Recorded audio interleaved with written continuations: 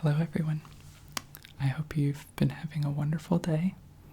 I had a pretty good day today, so I hope you are having one too. As you might be able to tell, it's really late, but I couldn't sleep, so I decided to try to record another video. And I know it's been a really long time since my last video, but I promise I've been trying. I think I've tried to make 4 videos since my dice video, which, by the way, thank you so much for your really nice feedback and comments and messages. It means a lot, and I think I really learned quite a bit from that video, so thank you so much for your feedback.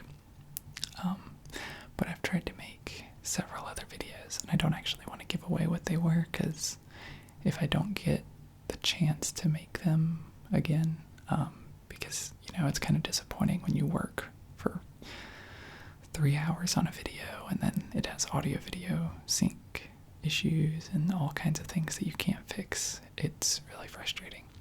So I don't want to disappoint anyone if I don't get around to remaking those, but I will try to at some point, I hope. So today I decided we would look at some other things. One of the things that's also really made stuff hectic for me lately is that this semester, spring semester of 2015, I'm studying abroad in Paris, France, which is really exciting, as you can imagine.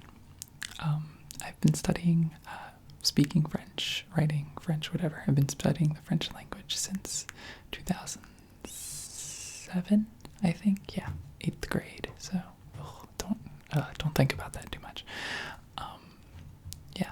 So in 8th grade I started French, and I studied it all through high school. So I took 5 years or 5 semesters, whatever, of French, and then I've been taking it at university. And so this semester I came abroad to practice my spoken French a little bit more. So because I didn't bring a lot of stuff with me to another country, I don't have all of the things that I have wanted to make videos about, but I have gathered new things that also make really cool sounds. So I'm hoping to show you some of those today. The first thing that we're going to start with is really, really touristy, but it's postcards. And I've got to be careful because some of them have addresses on the back. So if it fades out and fades back in, that's why that I accidentally showed it the wrong side. But this first postcard is from Versailles, Chateau de Versailles, where me and some friends went, and it kind of has a little bit of a gaudy picture of Marie Antoinette right here. But Versailles was very beautiful. It was a really fantastic trip to take. I'm trying not to get glare.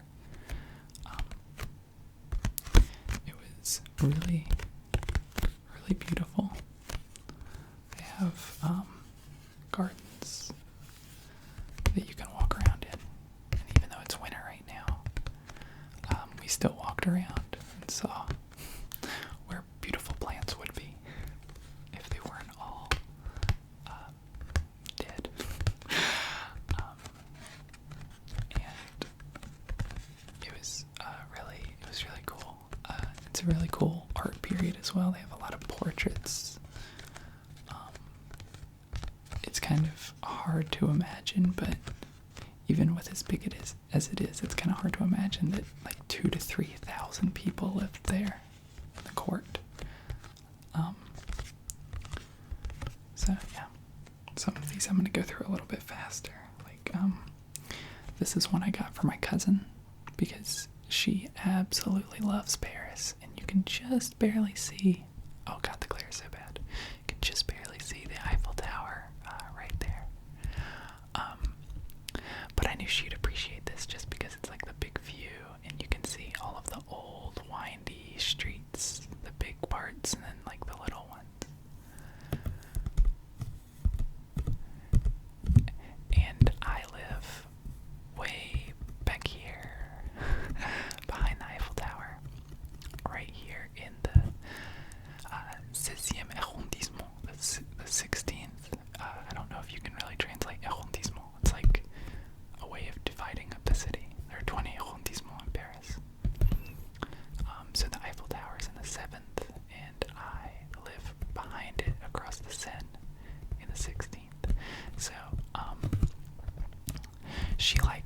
to stuff, and so I knew she would appreciate being able to see so much of the city in this big portrait view.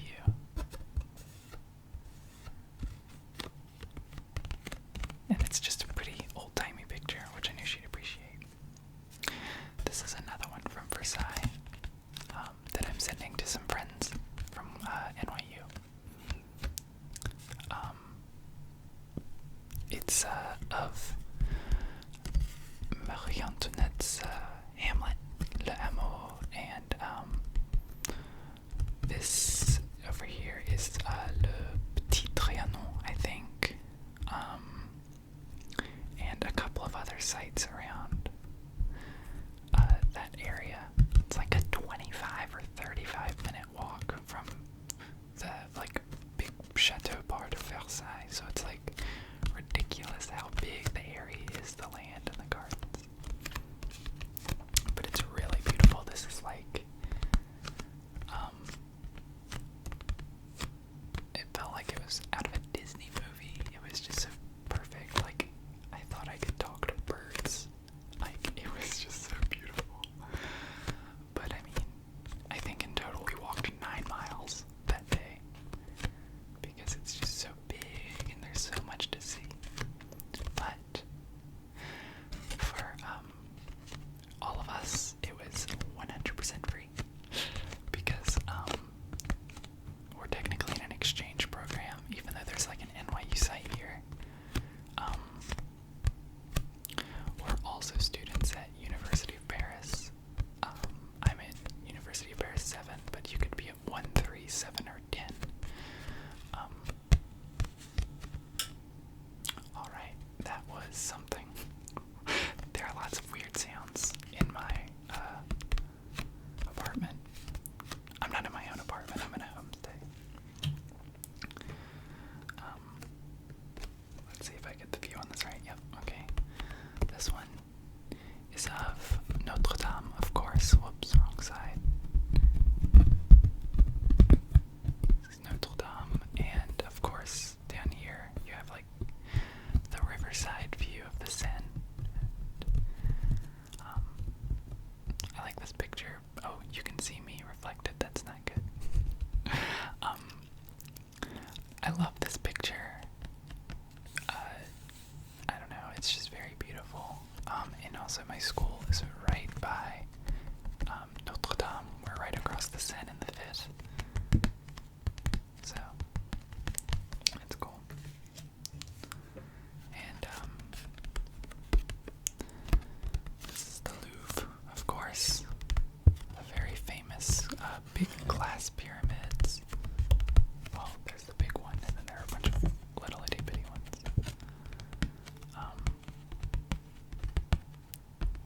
We kind of went on this weird walking tour for tourists, but we were all gonna be here for 4 months thing.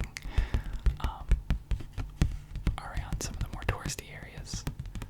And apparently a lot of Parisians absolutely hated this pyramid when it was brand new. Which I suppose I can kind of understand because it's extremely modern looking. It's all, sleek and modern and everything. And it's right in front of this very classical palace and where Napoleon lived. And so it's very weird. It's an odd juxtaposition. But I think it's kind of grown on the city a little bit. Now it's a site that people come to see. So Parisians hated the Eiffel Tower when it was new too. Fun fact. Don't know if you knew that, but the Eiffel Tower was supposed to be temporary. It was built as an entrance to, I think it's a World's Fair or that thing that happened in the past where they would showcase all the greatest new invention. That was my electricity. Oh God, that's my electricity flickering.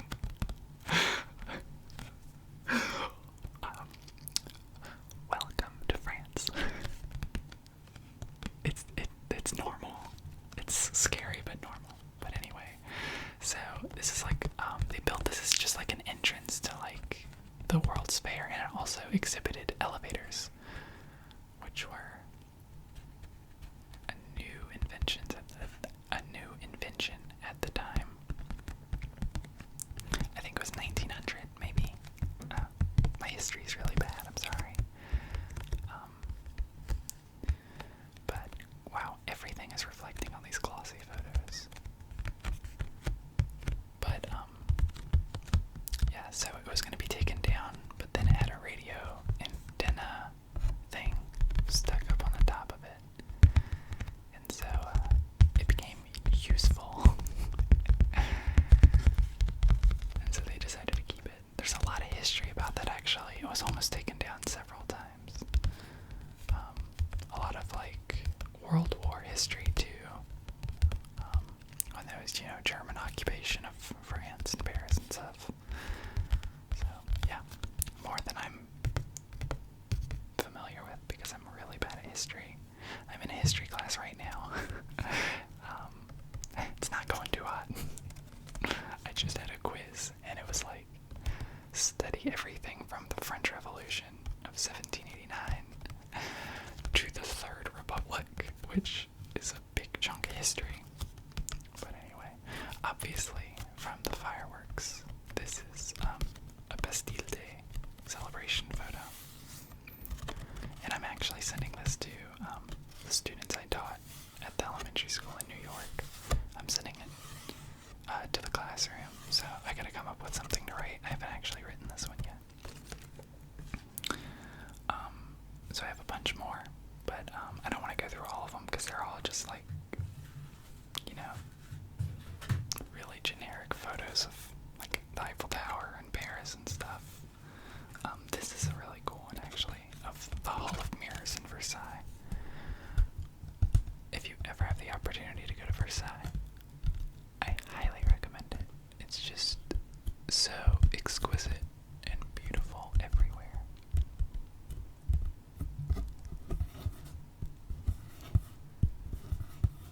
It's a very beautiful place. They have all of these wonderful glass chandeliers. And then over here, these are all windows. And then this side is all mirrors. And it's a hallway. And it just feels so big because it has this big arched ceiling.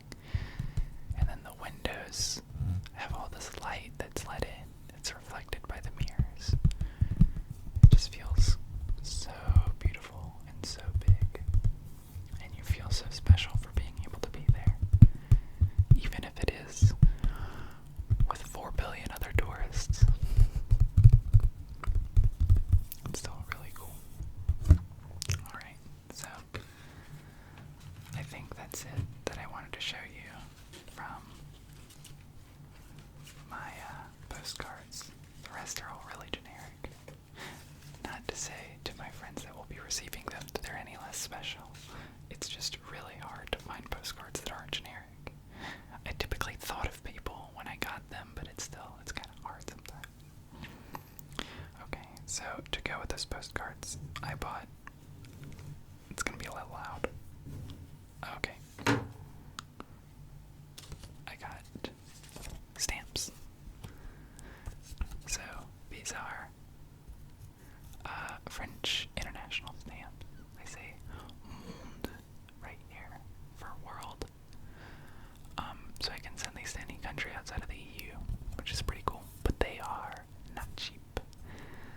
These are, I think, €1.20 or something like that each, which is ridiculous. But oh well, worth it to send all of my loved ones their own little postcard. And then I have one single European Union stamp. Wow, I can't show you. It says Europe right there. I have one friend in Berlin that I'm sending a postcard to as well. I might actually get a couple more Europe stamps. I do have some other friends. I just didn't think to send them to them at their temporary address. I was going to send it to their permanent address. This isn't much cheaper. This is still like 95 cents, euro cents.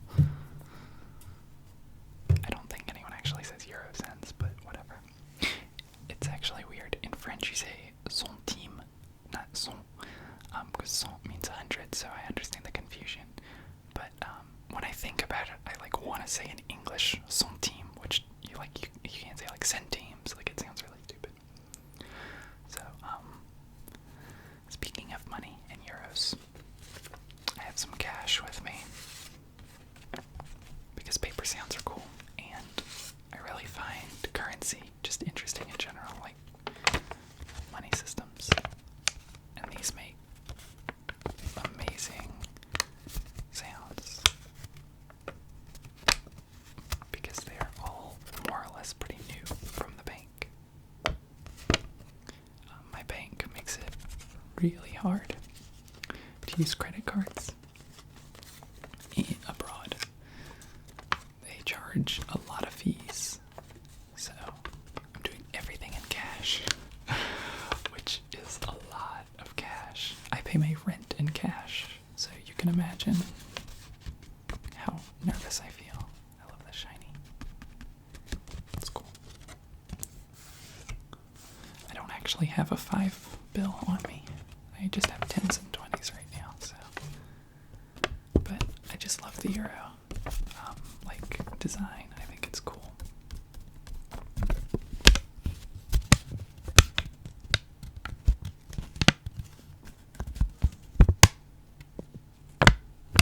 It's very crisp paper.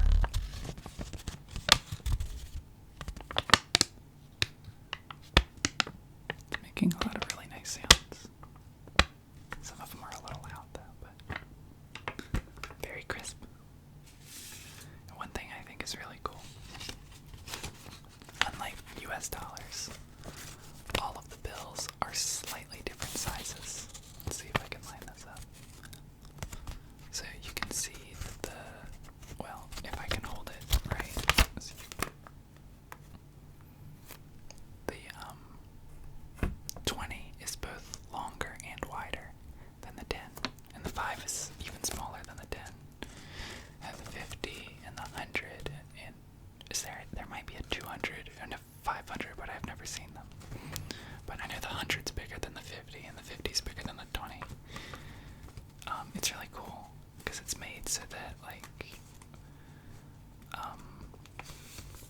people that are, it's made so that no matter what any visual impairment is, if you're colorblind, they have big numbers. If you're not good at discerning numbers, they're very colorful.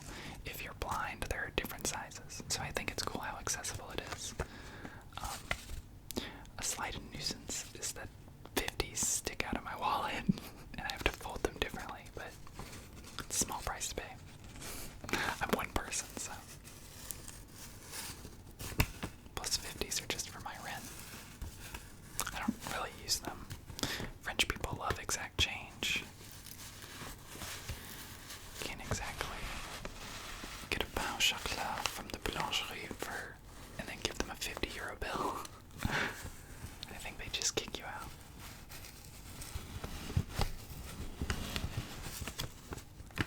So, I've mentioned down to the 5 bill, and Americans or other people who are unfamiliar with the euro may wonder, well, what about the $1 bill or €1 bill? But they actually have coins for 1 and 2 euro, and wow, my video quality is so bad. So that's the 2, and that's the 1 if I can spin it the right way. My video is mirrored, so this is really hard for me. So I think you can tell that that's a 1.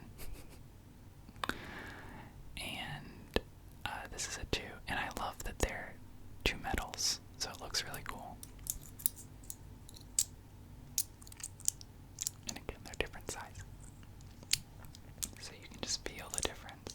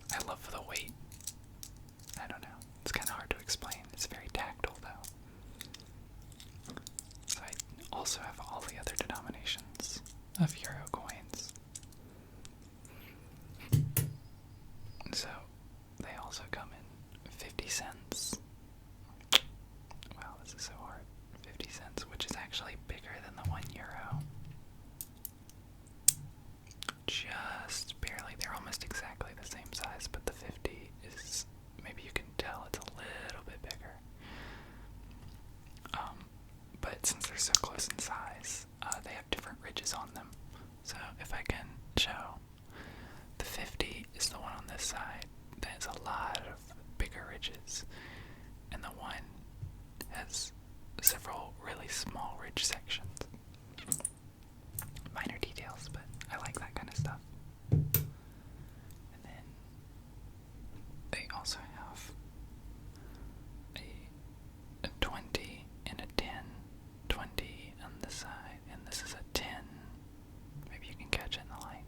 Yeah, there you go. So these are, again, different sizes with different ridges. And then just like the American penny is copper colored. I don't actually know if these are made out of copper. I assume from the color that they are, but I don't know. You have a ridiculous array of small coins, which are the 5, 2, and 1 cent coins.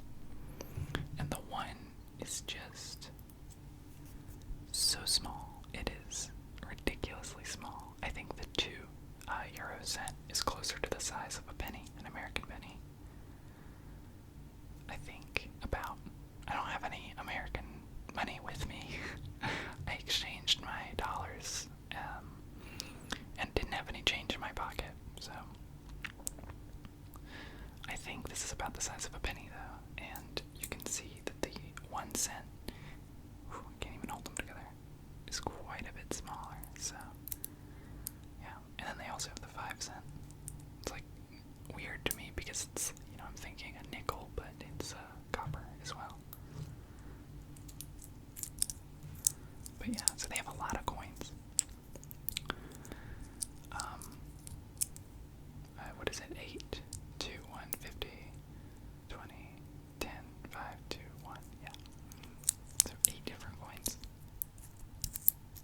Sorry if you can hear random, air and things coming on and going off.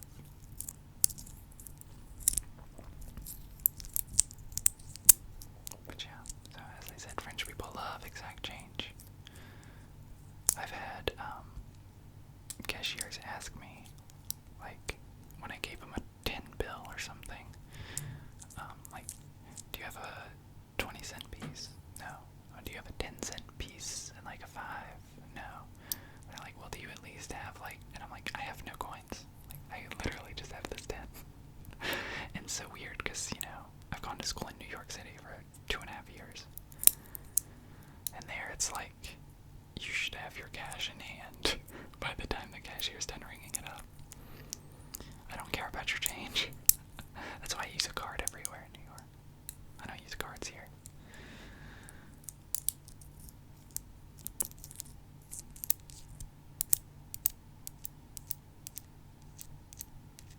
All of these are smooth. They don't have ridges. But they're all smaller, I think. So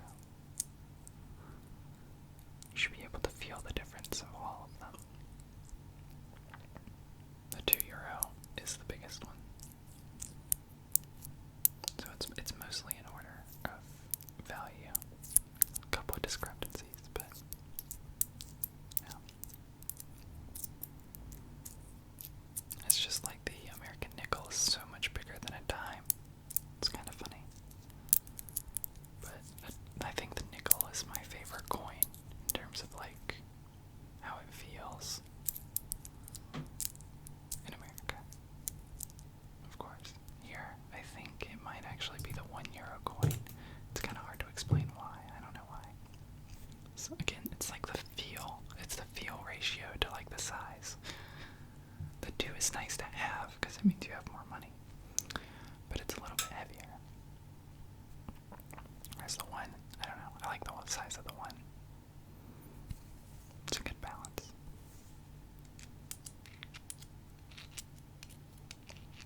One thing that's unfortunate, I can't really do it. I really love rubbing the edges of quarters together. Maybe you can hear a little bit. I really love that little grady sound that quarters make.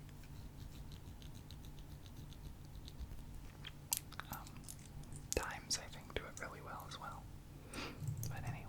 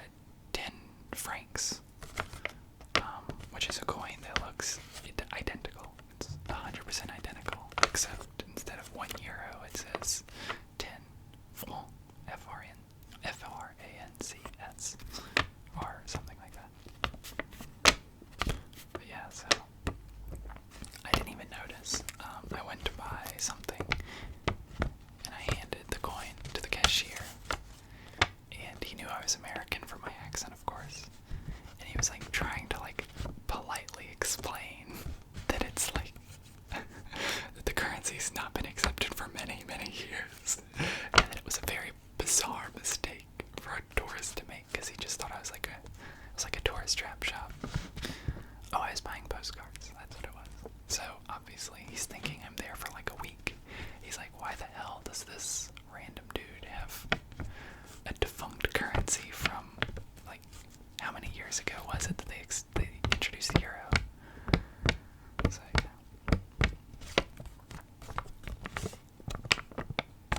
But oh well, it's a souvenir, a €1 souvenir. I don't know why I like the sound so much, but I really do. I hope you do too.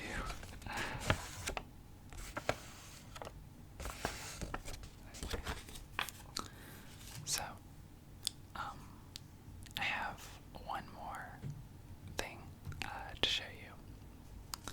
And this one's a little silly, but I'm gonna try to pick it up quietly. Oh, I lied. I have two things. Actually, I'm gonna save this one for last. This one is also a little loud.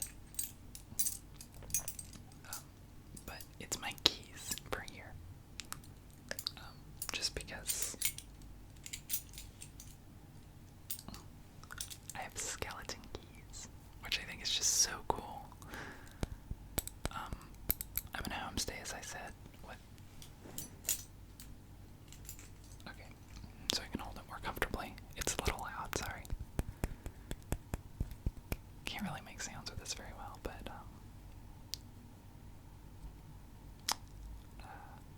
yeah. So, as you may be able to guess, from the fact that I like judge coins based on how they feel, I really like the weightiness of a good metal skeleton key. It's how I get into my room. I have a Schaufeldeban, if you know what that means. It's like back in the days when a rich family would have a floor of an apartment building, and then they'd have like a personal, I guess, housekeeper would be a polite word. I'm in where that person lived, so I like have my own stairway to get to this room, and then across the hall is the entrance to the kitchen. So, distinct historical messages. So this is the key to my room, and this is the key to the kitchen, a little bit smaller. This one works better though. Mine, you have to like jimmy. And then the only other cool key I have is this one, which is like the deadbolt key, I guess, for the front of the building. The other two is like, they're like modern keys. One's to the deadbolt in my room, and one's to the front door if I forget the key code, like 4-digit code to get into the building. So,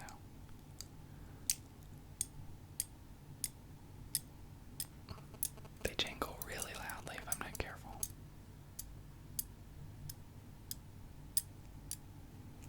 You may be wondering what my keychain is right here.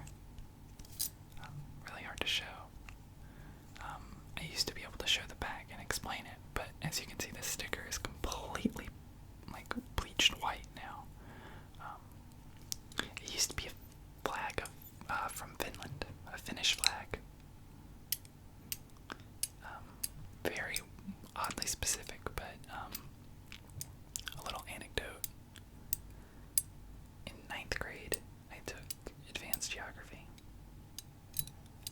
and my teacher had a wife who was from Finland, which was very unique for my hometown because I come from a very small hometown where everyone's lived there for 7 billion years, and everyone knows everyone.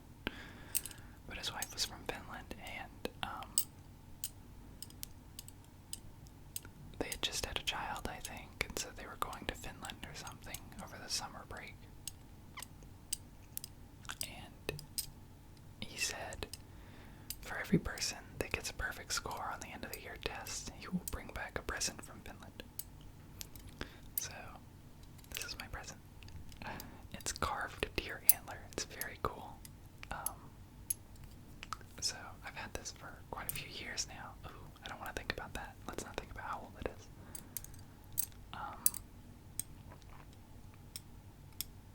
But yeah, I thought that was just really cool. Because, like, you know, I kind of thought it was a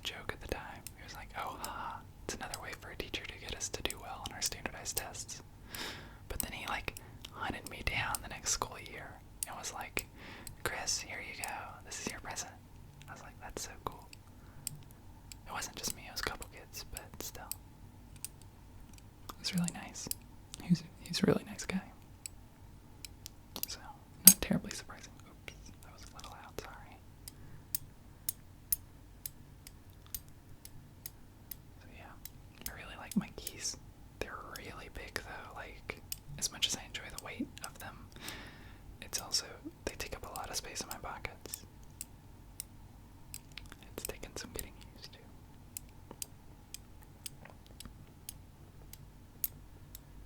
Alright, so I'm gonna put these over here. Hopefully they don't make too much noise. Oh god, don't fall. Please don't fall. Please.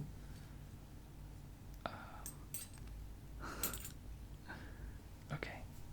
They're balanced for now. Alright, so as I said, I have one more thing. And it's a little silly to show. But it's my cell phone. So I didn't want to shell out for an international data plan for my iPhone because data is so expensive, even in America. So to pay Sprint, to pay some company in France to let me have data and texting and calling, it was just way too much. So I decided, you know what?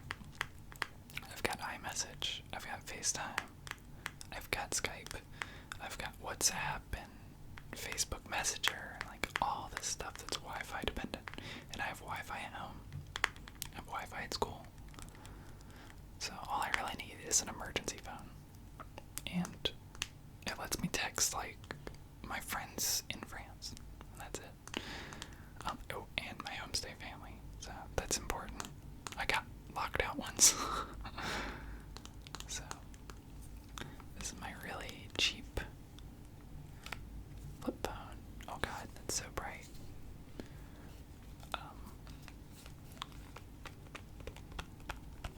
Through SFR, the French service provider. I got one of their cheaper plans. It's not too cheap. It's a little expensive for what it is. But I need a specific plan set up because I don't have a bank account in France. Like, I have an American bank account, but that doesn't, fly. So I can't do anything that requires an address. I can't do anything that requires a lot of stuff. So I have like a pay-as-you-go plan, basically. Well, it's per month, and you buy this little recharge that does unlimited texting and calling. In France, of course. So I can't make any international calls, which is fine. I don't really need to.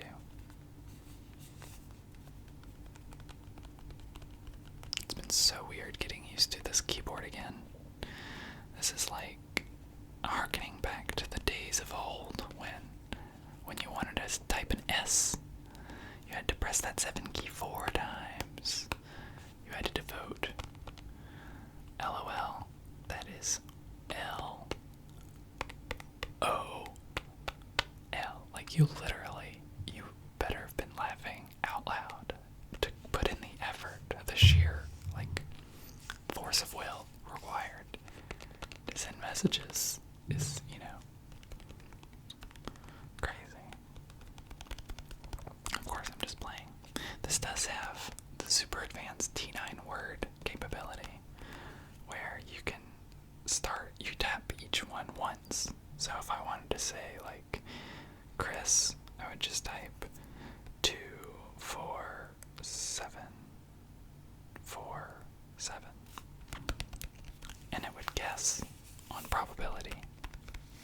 And I actually have my phone in French right now because I text mostly in French, extremely formally, because I'm not cool enough to know French text slang that's not see, thing is, I know what the text slang is for English, but I also know when to use it and when not to use it. So in French, I do know text slang, but I don't know when to use it and not sound like I'm 10 years old, you know what I mean? So I sound extremely formal through text. I hope you can hear that. There's someone in my hallway. So yeah. It's been really weird typing in French in general, because I typically, I've gotten really used to typing on an American keyboard and just knowing how to type accents. I have a Mac, so it's just hold the Alt key, and then press a simple key, and then press the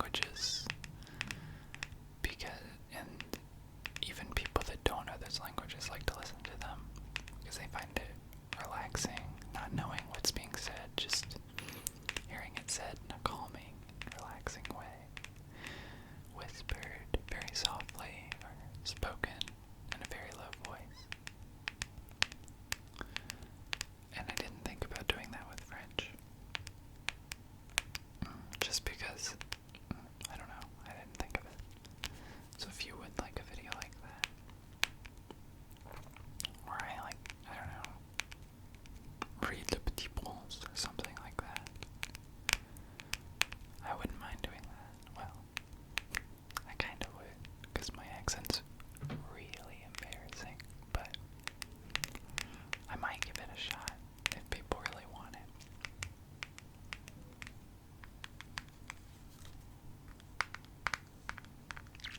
Just let me know. I'll think about it.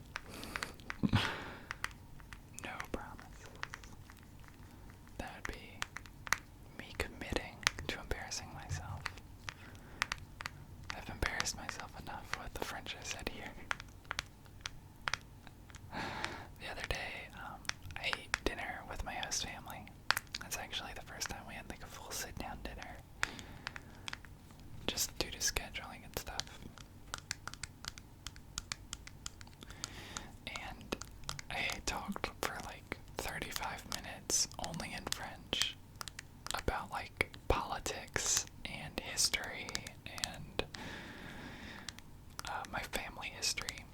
The family history thing, you know, high school prepared me for. But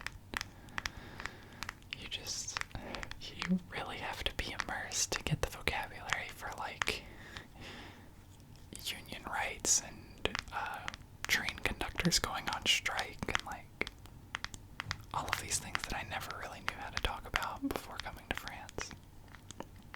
I learned the word clef like my first 2 days in France.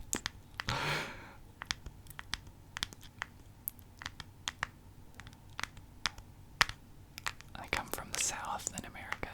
I mean, I go to school in New York, but I'm from Southern Virginia. And everyone talks about religion all the time. People really openly are like, what church do you go to? Or what did you do at youth group last week? Or, you know, all kinds of stuff like that. Of course, assuming that you're a certain religion. But here no one really talks about religion that much. But everyone talks about politics. Just a different culture, I guess. The culture shock hasn't been too bad. There are a couple of times. But generally it's been okay. A little homesick sometimes, but I think that's normal. Usually I can just Skype my mom or something and feel better. Or text some friends. I had a Skype conversation with a friend the other day, and I think we talked for like 3.5 hours or 3 hours or something like that. That was really nice.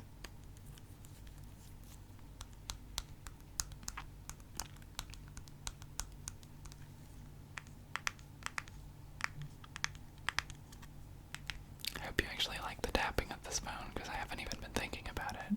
I'm like talking, but I'm not thinking about what I'm saying.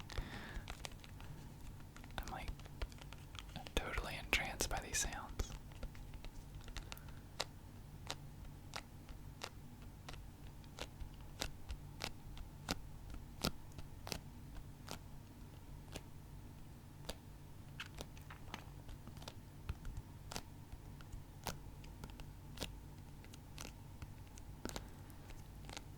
I'm sorry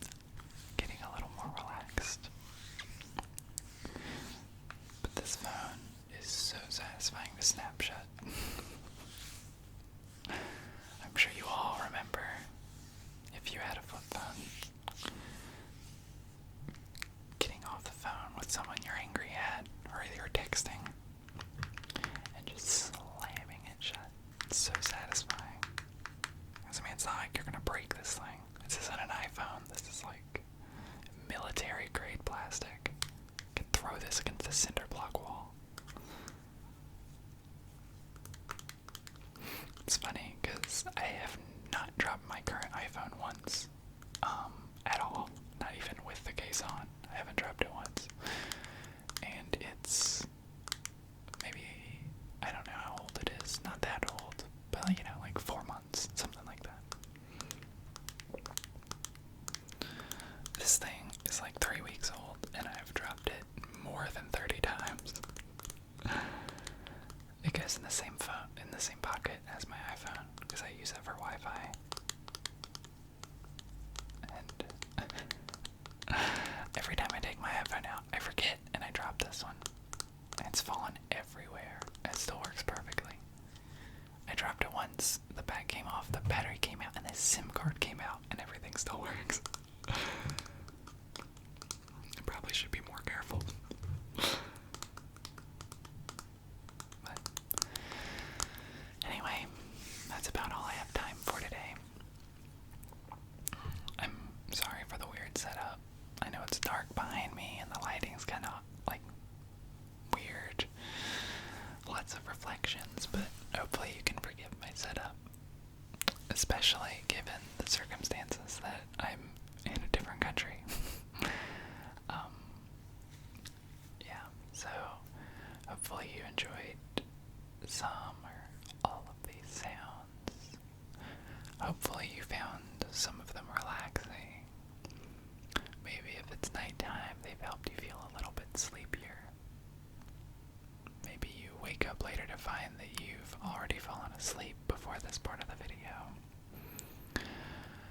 But anyway, I hope that you have a very wonderful rest of your day or your night, and that whatever you choose to do so your next sleep is very restful and relaxing